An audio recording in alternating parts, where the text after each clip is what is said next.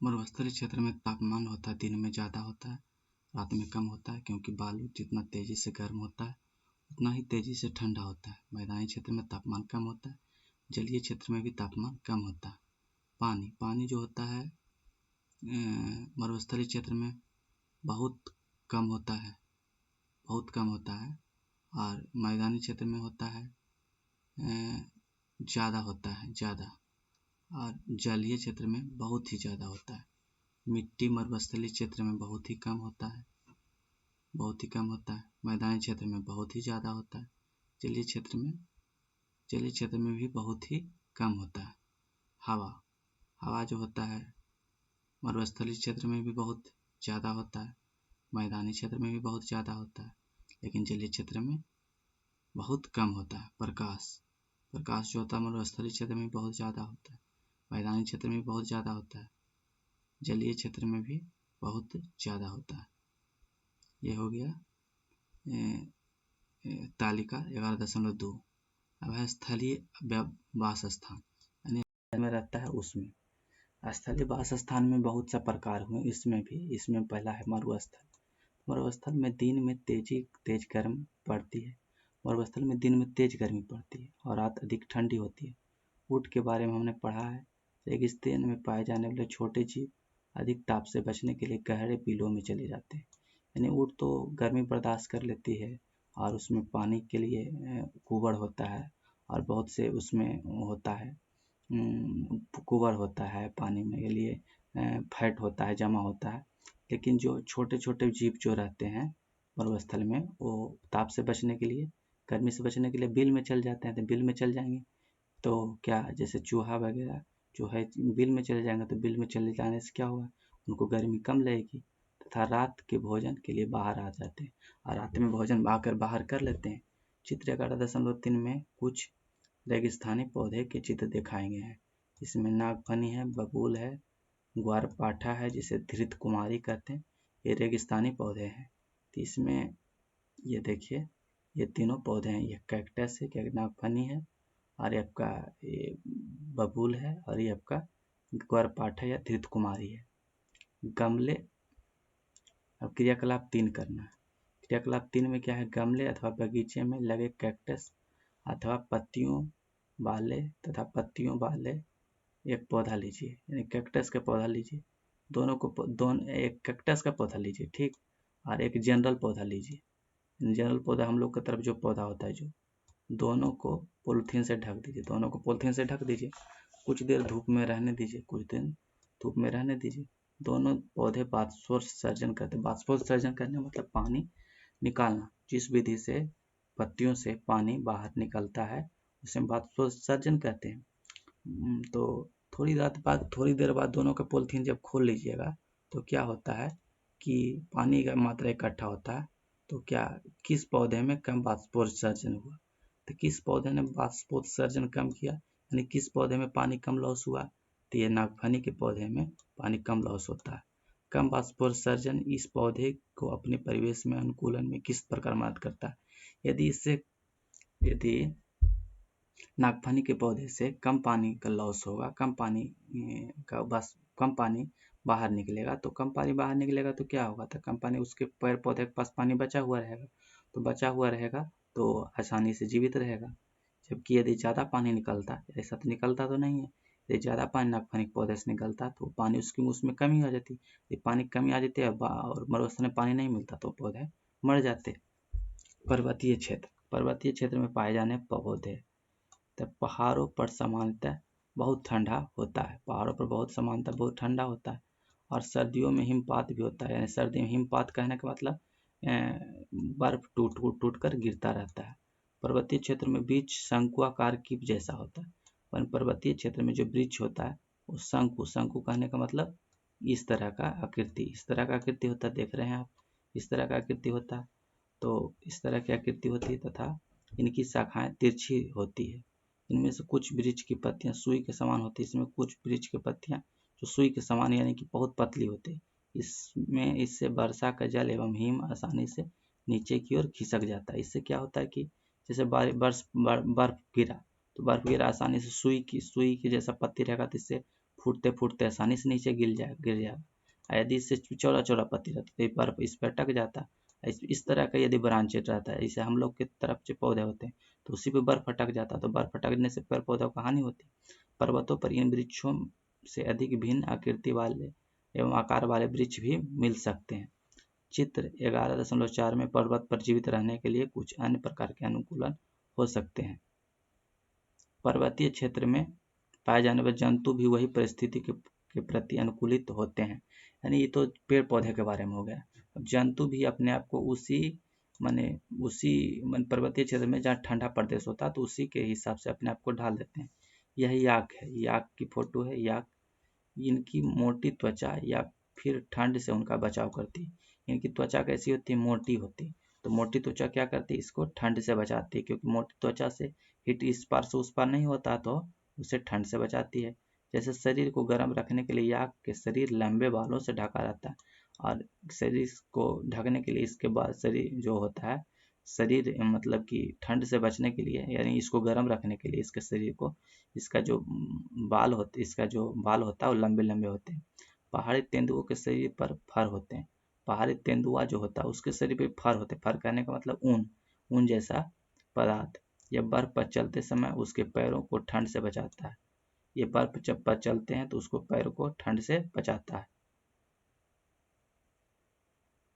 पहाड़ी बकरी के मजबूत खुर जैसे ढलदार चट्टानों पर दौड़ने के लिए अनुकूलित होते हैं। जैसे पहाड़ी बकरी होते हैं उसके खुर कहने का मतलब जो उसका पैर होता है, तो पैर जो होता है वो मजबूत होता है, जिससे वो ढालदार चट्टानों पर दौड़ सकता है और दौड़ने पर वो गिरेगा नहीं। अतः जैसे जैसे हम पर्वतीय क्षेत्र में ऊपर जाते हैं तो परिवेश का स्वरूप बदलता जाता है। यानी जैसे जैसे पर्वतीय क्षेत्र में जितना ऊपर जाएंगे उतना आसपास के स्थिति बदलती जाती है, और हमें विभिन्न ऊंचाई पर पाए जाने वाले जीवों का अनुकूलन में विविधता पाई जाएगी। और हमें विभिन्न ऊंचाई पर, यानी कि हम यदि जमीन पर रहेंगे तो उसमें अलग तरह के पेड़ पौधे पाए जाएंगे, यदि उससे ऊपर जाएंगे तो उसमें अलग तरह के पौधे पाएंगे। यानी हम जैसे जैसे ऊंचाइयों पर जाएंगे जीवों के अनुकूलन, यानी पेड़ पौधे या जीव जंतुओं का अनुकूलन उस ऊंचाई के हिसाब से उसमें विभिन्नता देखने को मिलेगी। अब है घास स्थल। यह घास स्थल। शेर वन में अथवा घास स्थल में रहता है।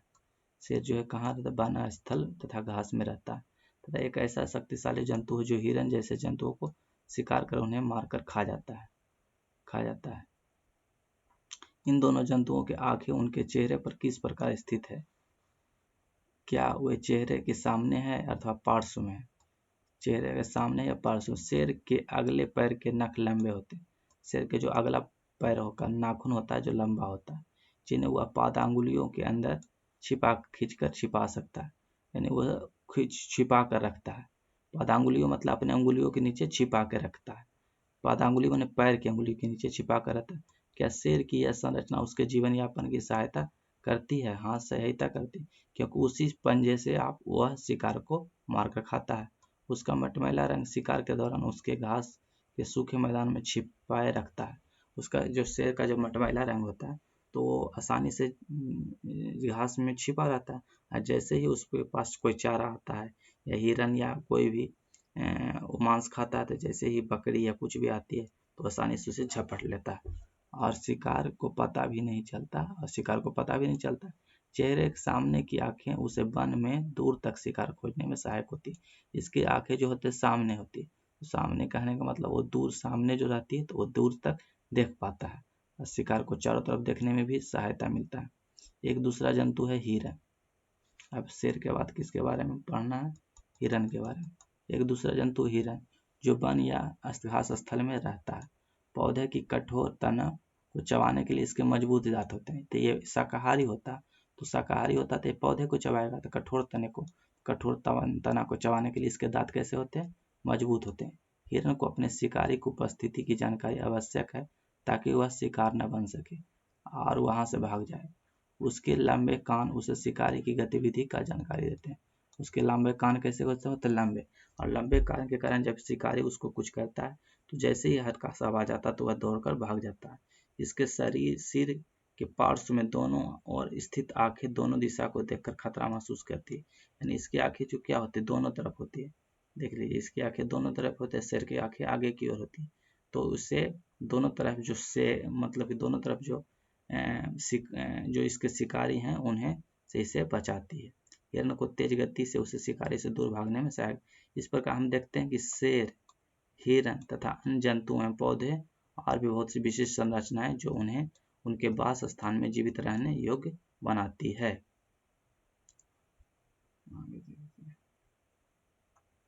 अब है समुद्री जलीय वास स्थान। जलीय वास स्थान, इसमें सबसे पहले आता समुद्र में रहने के लिए मछली के अनुकूलन विषय में हम चर्चा कर चुके हैं। दूसरे बहुत में से समुद्री जंतुओं के शरीर में भी धारा रेखीय होती है, जिससे वह जल में आसानी से तैर सकती है। दूसरे भी जो जीव जंतु वो धारा रेखीय होती है। और मछली के बारे में हम तो पढ़े हैं कि उसके भी जो होता है शरीर होता है धारा रेखीय होते हैं, यानी आगे पतला पीछे पतला बीच में मोटा, और उसके पूंछ होता है जो उसे संतुलन और उसे आगे बढ़ने में मदद करता है। स्क्विड और ऑक्टोपस जैसे कुछ समुद्री जंतु को शरीर आमतौर पर धारा रेखीय नहीं होती। इसके धारा जैसे स्क्विड और ऑक्टोपस ये दोनों के धारा रेखीय नहीं होते शरीर, जंतु के शरीर। वे समुद्र की गहराई में तलहटी में रहते हैं। समुद्र की गहराई में क्या तलछटी में रहते हैं तथा अपनी ओर आने वाले शिकार को पकड़ते हैं, और तलछटी में रहते हैं और अपने आने वाले शिकार को पकड़ते हैं। जब वे जल में चलते हैं तो अपने शरीर को धारा रेखीय बना लेते हैं। उसका शरीर धारा रेखीय नहीं होती, लेकिन जब वो जल में चलने लगते हैं तो अपने आप को क्या बना लेते हैं, धारा रेखीय बना लेते हैं। जल में श्वास लेने के लिए इनके गलफड़े होते हैं। जल में श्वास लेने के लिए क्या होते हैं, गलफड़े होते हैं, जिससे वो जो जल में घुले ऑक्सीजन होते हैं उसे श्वास में लेते हैं। डॉल्फिन एवं व्हेल जैसे कुछ जंतु में गिल नहीं होते, इसमें गिल्स नहीं होते यानी गलफड़े नहीं होते। यह सिर पर स्थित नास द्वार, यानी इसके सिर पर क्या होता है, नासाद्वार नाक अथवा बात छिद्रों द्वारा श्वास लेते हैं। ये जल में लंबे समय तक बिना श्वास के लिए रह सकते हैं, यानी जल में बहुत लंबे समय तक श्वास न भी लिए फिर भी जिंदा रहेंगे। वह समय समय पर जल के सतह पर आकर श्वसन छिद्रों से जल बाहर निकालते हैं, और समय समय पर जब उसके श्वसन छिद्रों में जब जल चल जाता है तो उसे सतह पर आकर उसे बाहर निकालते हैं और श्वास द्वारा स्वच्छ वायु अंदर भरते हैं, और श्वास के लिए अपने शरीर में अंदर वायु भर लेते हैं। जैसे कि ऊँट करता है उसी तरह जल भर लेता है, उसी तरह से ये श्वास भर लेते हैं। क्या आपने कभी दूरदर्शन पर तथा समुद्री जीवन पर चलचित्र में डॉल्फिन की इस रोचक क्रिया को देखा है? तालाब एवं झील में क्या होता है? क्या आपने तालाब, झील, नदियों एवं नालों में पौधे को उगते देखा है? यदि संभव हो तो समीपवर्ती किसी तालाब पर भ्रमण कीजिए और वहां दिखाए जाने वाले कुछ पौधों को बाहर निकाल लीजिए। इन पौधों की पत्तियां, तने और जड़ किस प्रकार व्यवस्थित है? अपने आसपास के तालाबों, पोखरों में मिलने वाले जलीय पौधे के स्थानीय नाम सूची का अवलोकन कीजिए तथा पौधे के कौन से हिस्से या अंग जलीय वासस्थान के लिए अनुकूलित है, इसके बारे में कह रहा है कि आप तालाब झील के बारे में तालाब झील का भ्रमण कीजिए और भ्रमण करके उनके जो पेड़ पौधे हैं उनमें क्या विशेषता है उसका बारे में लिखिए। इनमें से कुछ पौधे जो जड़ें जलाशय की तलहटी की मिट्टी में स्थिर रहती है। कुछ जो पौधे होते हैं उसके जड़ जो जलाशय कहने का मतलब तालाब या कुछ भी हो जहाँ पे पानी रहता है, तलहटी की मिट्टी में स्थिर होती है। उसका जड़ कहाँ रहता है, मिट्टी में स्थिर रहती है, पानी के अंदर मिट्टी में। स्थलीय पौधे में जड़ मिट्टी से जल एवं खनिज पोषक का अवशोषण का महत्वपूर्ण कार्य है, परंतु जलीय पौधे में जड़ का आकार में बहुत छोटी होती है एवं उनके मुख्य कार्य पौधे में तलछटी में जमाए रखना होता है। यानी कि स्थलीय जो पौधे होते हैं उसमें जड़ का क्या काम होता है, उसका जड़ का काम होता है मिट्टी से जल लेना और खनिज के पोषक तत्वों का अवशोषण करके उसको पत्ती तक पहुंचाना। लेकिन जलीय पौधे में क्या होता है कि जड़ का आकार उसमें बहुत छोटा होता है और उसके कारण इसका क्या काम होता है, पौधे को किसी तरह तलछटी में जमाए रखे। तलछटी कहने का था तालाब के सबसे निचली भाग, या पेंदी कह सकते हैं इसे। इन पौधे के तना लंबा, खोखला एवं हल्का होता है। यानी पौधे के तना कैसे होता है, लंबा होता है, खोखला होता है। तना जल्दी जल की सतह तक वृद्धि करता है, जबकि पत्तियां एवं फूल जल की सतह पर प्लवन तैरते रहते हैं। यानी कि तना तो अंदर रहता है, लेकिन जो पत्ती होती है वो फूल तैरते रहते हैं। आपने तालाबों में कमल का पौधा देखा होगा। फूल जल की सतह पर रहती है, तथा जो आप लोग जो भेंट का फूल खाते हैं वो भी इसी तरह का पौधा है। जलकुंभी आपने देखा होगा, वो भी इसी तरह का है। तब बड़ी बड़ी गोल पत्तियां जल की सतह पर फैली रहती है। इसकी पत्तियां होती है जो जल की सतह पर फैली रहती है, बड़ी बड़ी पत्तियां। कुछ जलीय पौधे जल को पूरी तरह डूबे रहते हैं। कुछ जो जलीय पौधे होते हैं जो जल में पूरी तरह डूबे रहते हैं, ऐसे पौधे के सभी भाग जल में वृद्धि करते हैं। इसका सही भाग जो क्या होता है, जल में वृद्धि करता है। इनमें से कुछ पत्तियों पौधे की पत्तियां सक्रिय एवं पतले रिबन की तरह होती।